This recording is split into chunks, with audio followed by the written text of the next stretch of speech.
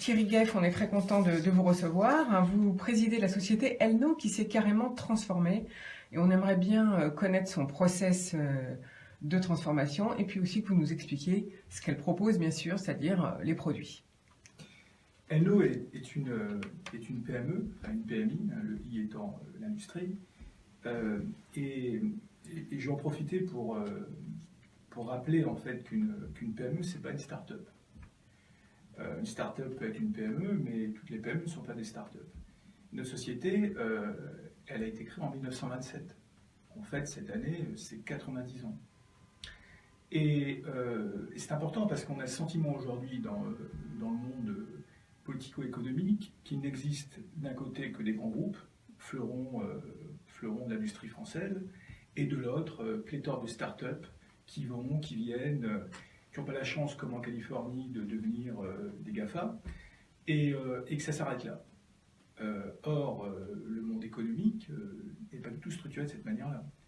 Il y a effectivement des grands groupes, il y a des sociétés de taille, on va dire, intermédiaire, ce qu'on appelle les ETI.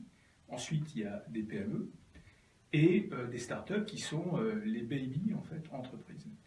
Et je pense que c'est important de rappeler cette chaîne parce qu'une entreprise, comme n'importe quel être vivant, c'est une personne morale, une entreprise, née, c'est la start-up, se développe, est enfant, adolescent, la PME est adulte, le TI, devient un grand groupe et parfois meurt. Mais les grands groupes meurent aussi. Et la pérennité n'a rien à voir avec la taille. Aujourd'hui, ce ne sont pas forcément les plus gros qui sont les plus pérennes, ce sont peut-être les plus agiles qui sont les plus pérennes. Donc, pour revenir à votre question, Elno, société créée en 1927, une centaine de personnes, basée à Argenteuil depuis la Deuxième Guerre mondiale, est une société qui travaille pour les forces armées, la défense, le ferroviaire et l'aéronautique. Alors, en fait, vous nous connaissez, sans nous connaître. Quand vous prenez le train, par exemple à Enghien, à Argenteuil, vous êtes sur le quai de la gare et vous attendez votre train, et vous avez une annonce vocale qui vous dit le train en provenance de X qui va en destination de Y va arriver en gare. Il y a ce système d'information-là, c'est Elno qui le fait. Le panneau d'affichage sur le quai, c'est Elno qui le fait. Ça, c'est pour le ferroviaire.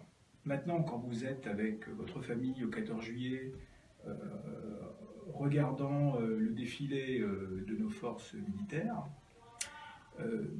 tout ce qui dépasse des véhicules blindés, c'est-à-dire les têtes de nos soldats qui sont équipés de ces fameux casques de communication, parfois très impressionnants, c'est Elno qui les fait. Les soldats qui partent défendre les intérêts de la France et du monde libre en Afrique ou au Proche-Orient sont équipés de casques de technologie de ma société. Donc Elno est une société qui est dans le grand public, qui est dans le B2B, qui est très présente, qui fournit des vrais produits. C'est pas uniquement du développement très amont, etc. Ce sont des vrais produits qui servent tous les jours et qui sont éprouvés, qui existent depuis des décennies. Voilà, c'est ça une PME française. Alors vous fabriquez où? Tout est fabriqué sur le site d'Argenteuil? Tout est fabriqué sur le site d'Argenteuil.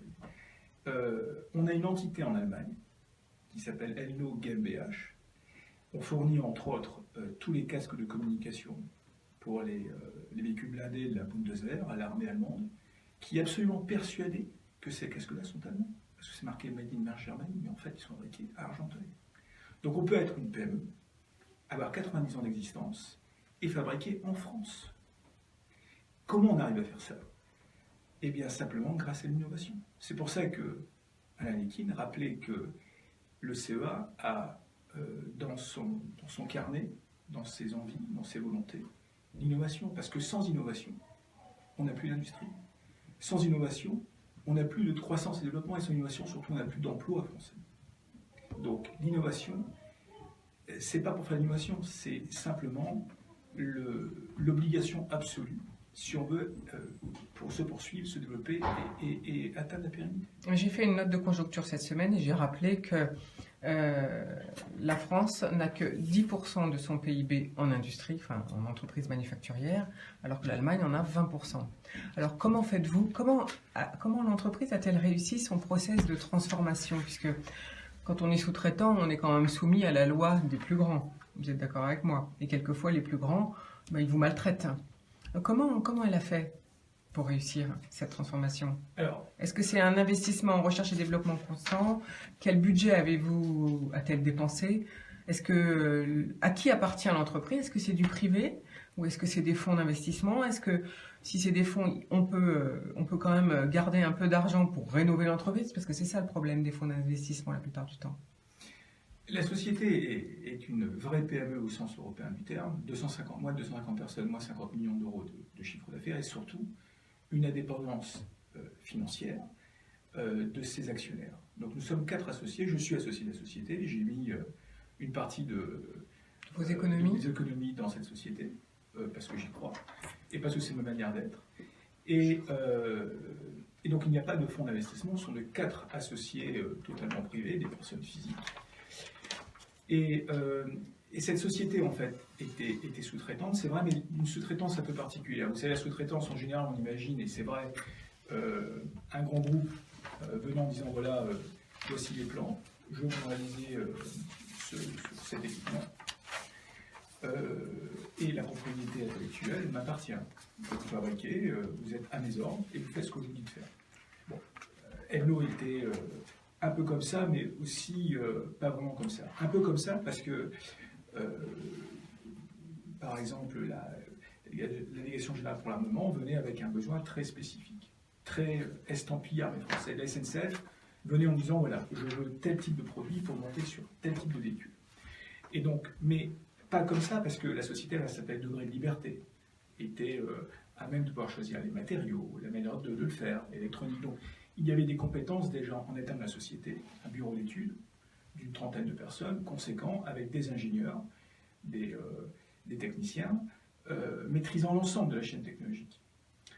Alors, comment on a transformé ça en véritable société équipementière, c'est-à-dire possédant la capacité d'inventer quelque part les produits? Simplement sur la constatation que quand on est entre guillemets équipementier sous-traitant, on nous fait faire des choses très spécifiques. On pourrait même parfois appeler ça des moutons à 5 pattes.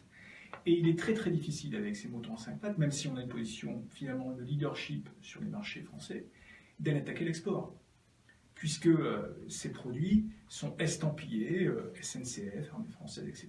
et ne répondent pas forcément aux besoins identifiés ou non identifiés des équivalents SNCF à l'étranger, des équivalents des forces armées françaises à l'étranger. Et donc, il faut pouvoir se libérer de cette contrainte tout en étant capable de répondre aux besoins français. Et c'est toute la difficulté des PME de notre type, très, avec une vraie histoire, avec les sociétés, les grandes sociétés françaises, privées ou publiques, c'est d'être à la fois gagné en indépendance, tout en étant toujours le petit gars sur le col, la couture du pantalon pour répondre à leurs besoins. Alors, on a fait cette transformation d'abord avec un vrai marketing stratégique, c'est-à-dire identifier, on va faire un cours ici de business, mais c'est le b.a.-ba, identifier les besoins des différents acteurs, français, étrangers, faire du benchmarking, une analyse stratégique du positionnement de nos produits, de la société, etc., etc. Et à partir de là, on lancer un grand chantier, grande réforme, un chantier d'innovation, disant voilà, on va aller dans tel endroit, tel endroit, tel endroit, et développer les produits ou même les technologies inhérentes pour développer ces produits de manière à atteindre ces objectifs. C'est parce qu'on est une PME qu'on n'a pas un plan stratégique sur plusieurs années, un plan moyen terme, qui va en fait driver, drainer toutes les forces vives de la société en vue d'atteindre ces objectifs. Ce qu'on a fait en arrivant dans la société il y a maintenant 6 ans. Et ensuite, effectivement, vous avez raison, des investissements. Alors, investissement, en termes comptables, c'est on met de l'argent sur la table, on achète des machines. Quand on embauche des gens, ce n'est pas de l'investissement. Quand on embauche des gens, ce sont des charges qu'on va payer tout de suite. Les salaires, on les paye. Et bon, donc c'est une vision qui est un peu différente, parce que c'est de l'argent qui vient plutôt du besoin en fonds de roulement. Mais on a fait ce travail. On a fait ce travail d'embauche de chercheurs, par exemple, de gens qui sont docteurs en physique, très très haut niveau, très haute valeur ajoutée. Aujourd'hui, il y a une quarantaine d'ingénieurs et de docteurs dans la société. maîtrisant l'ensemble de la chaîne technologique pour inventer ces technologies, ces produits de demain. Et aujourd'hui, on a des produits qui sont au fer de lance de la technologie mondiale dans le domaine. Donc maintenant, ça veut dire que vous exportez? On exporte. Pas encore assez, à mon sens. Et ça représente combien de pourcents du chiffre d'affaires? Ça représente 20% de ce que j'appelle l'export direct, c'est-à-dire qu'on va vendre un cinquième de nos produits directement à l'extérieur de notre pays, et 50%, la moitié, en export direct et indirect. L'indirect, c'est au travers aussi des grands intégrateurs français ou étrangers. Alors, une dernière question, puis après on passe la parole à Nicolas Sorel. Au niveau investissement, donc besoin en financement, qui vous a suivi? Est-ce que vous avez eu des soucis ou est-ce que les banques, est-ce que vous avez fait appel aux banques déjà ou à d'autres personnes? Et comment ça marche?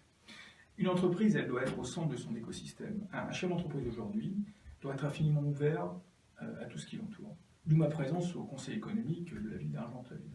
Et ma présence d'ailleurs aujourd'hui dans cette radio. Donc, il n'y a pas une solution. C'est toujours une myriade de solutions avec lesquelles on se doit de jouer pour atteindre l'optimum. Ici, nous avons par exemple rénové totalement notre usine, qui datait un peu, atelier assemblage, en look des années 80. Aujourd'hui, si vous venez chez nous, vous allez voir une usine totalement moderne, utilisant les dernières méthodes de management qu'on appelle le lean management, etc., avec un traitement antistatique des locaux, etc., avec d'investissements colossaux. On a, pour arriver à ça, on a multiplié les aides publiques, en l'occurrence régionales, pour bénéficier de ce qu'on appelait le projet PMUP de la région Île-de-France. D'ailleurs que je remercie à cette antenne. Nos banquiers nous ont aidés, à la fois en fonds de roulement et aussi en investissement. Également nos actionnaires, les associés, qui ont parfois mis en compte courant. Et voilà, et tout ça, c'est une construction financière que vous connaissez aussi bien que moi, qui se fait de manière petit à petit, bien sûr. Merci beaucoup pour toutes ces informations, Thierry Gueff.